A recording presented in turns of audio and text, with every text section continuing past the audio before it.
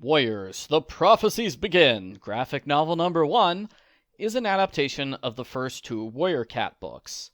It's separated into 3 parts. Part 1. Rusty is a house cat who dreams of being wild and free. He goes into the forest where he's attacked by a cat named Graypaw. Graypaw is in training to become a warrior cat for ThunderClan. The other 3 clans are the evil ShadowClan, the gives up easily River Clan, and the doesn't exist until Part 3 Wind Clan.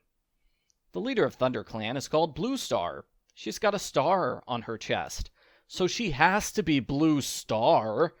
She offers to let Rusty join ThunderClan. He gets a tour of the clan camp, where a jerk named Longtail starts a fight. Rusty proves his worth as a warrior by fighting back. His collar's ripped off. He is officially renamed Firepaw. The clan meeting is interrupted with bad news. The clan deputy, Redtail, was just killed by Oakheart of River Clan. Ravenpaw was injured, while Tigerclaw avenged the death. If you can remember all the characters, you get a gold star. Lionheart becomes the new clan deputy. He gives the trainees a tour of clan territory, along with hunting lessons. Firepaw catches his first mouse, and he's warned he's not allowed to eat it. That's against warrior code. You have to bring all the food back to the camp first. 2 months later, the 3 trainees are tested on their hunting skills. Tigerclaw purposely sets up Firepaw for failure by making him hunt near human territory. Firepaw sees his sister Princess and briefly talks with her. Tigerpaw immediately runs to Bluestar to tattletale. See? Firepaw talked to his sister. That means he's a traitor to the clans. Bluestar gives Firepaw a firm lecture on the importance of loyalty and trust. Firepaw assures her he is no longer a house pet. His heart is with ThunderClan. Part 2. While hunting, Firepaw is attacked by a large cat named Yellowfang. He wins the battle because she's old, hungry, and tired. He gives her some food, but makes the mistake of having a bite. That's against the warrior code! Just like talking to his sister, now he's a double traitor. As punishment, Firepaw is forced to be Yellowfang's servant.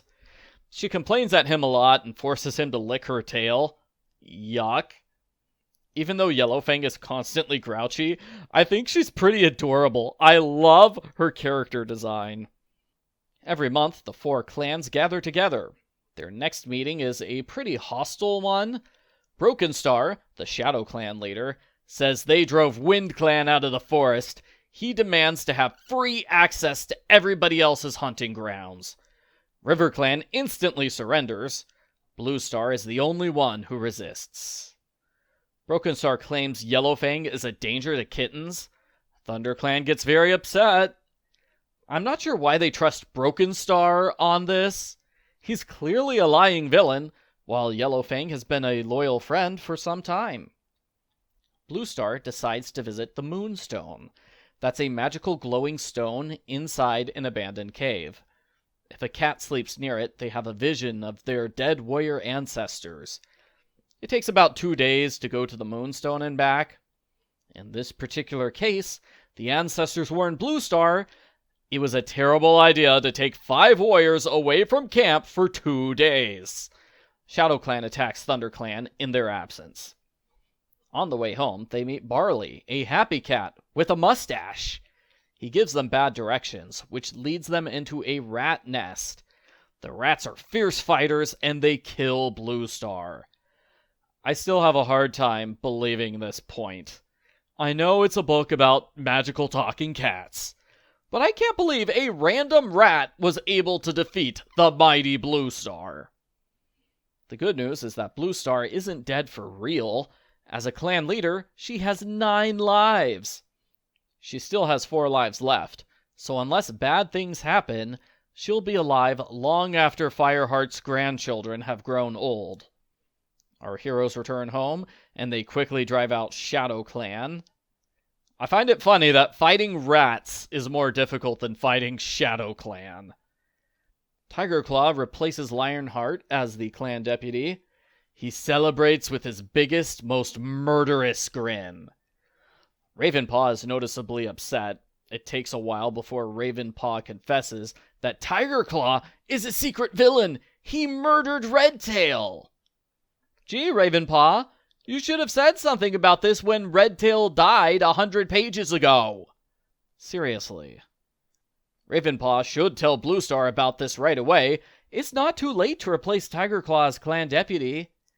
Instead, Ravenpaw runs away to live with Barley.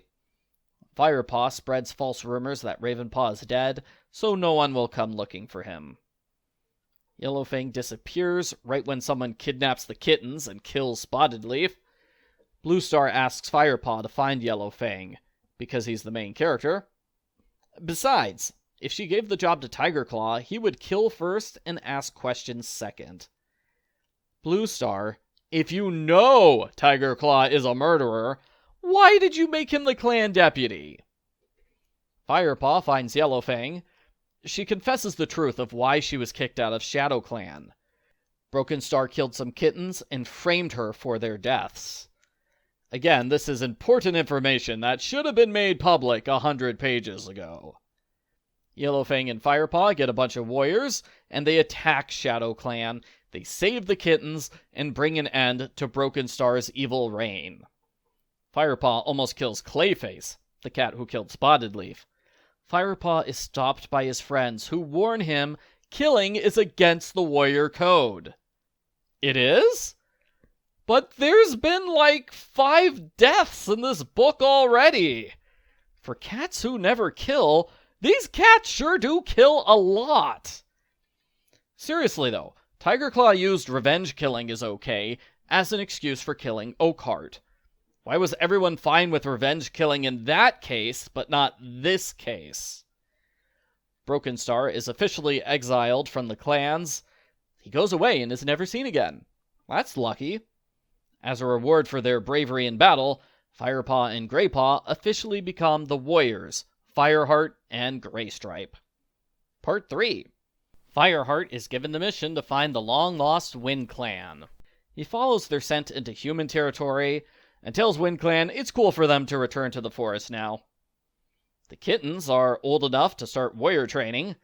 Fireheart trains a cute, enthusiastic kitten named Cinderpaw, and nothing bad happens to her. Nope. Graystripe falls through some ice. He's saved by a River Clan cat named Silverstream. He likes her. Graystripe starts sneaking off by himself, so Fireheart spends time with Sandpaw instead. He likes her. ShadowClan and RiverClan team up to attack WindClan. We never learn what provoked this attack. ShadowClan just lost half of its members. You'd think they wouldn't start unnecessary fights. ThunderClan rushes to WindClan's aid. In the battle, Graystripe reveals he's been secretly meeting with Silverstream. They're in love with each other, even though it's against warrior code. A smug Tigerclaw purposely turns his back on Fireheart during the battle. As a result, Fireheart is almost murdered by Leopard Fur. Gee, what happened to killing in battle is against the warrior code? Fireheart is saved at the last minute. He decides not to tell anyone about Graystripe's secret romance, a decision he will totally never regret. He's glad that he's a warrior. The end. Post-book follow-up.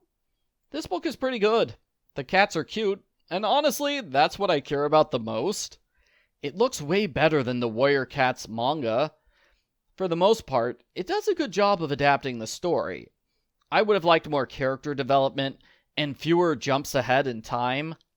The montage where Firepaw works for Yellowfang is a good example. I'm sure that could have been 10 whole pages on its own. As I said at the start, this graphic novel covers the first 2 Warrior books. They are not well balanced. Book 1 is given 194 pages. Book 2 gets 70. The graphic novel is forced to rush through Book 2, leaving out 80% of the story? I like Cloudtail's story in Book 2. He just flat out doesn't exist in this version. Neither does Brokenstar's big revenge story. It would have made more sense if Book 1 and Book 2 got an equal amount of time, instead of shoving all of Book 2 into the shortest part of the graphic novel. It also would have made more sense to just end the graphic novel at the end of Book 1. I hope they haven't written themselves into a corner by leaving out so much of Book 2. Overall, I'm pretty sure this will be a success with kids who are too young to read the Warriors books.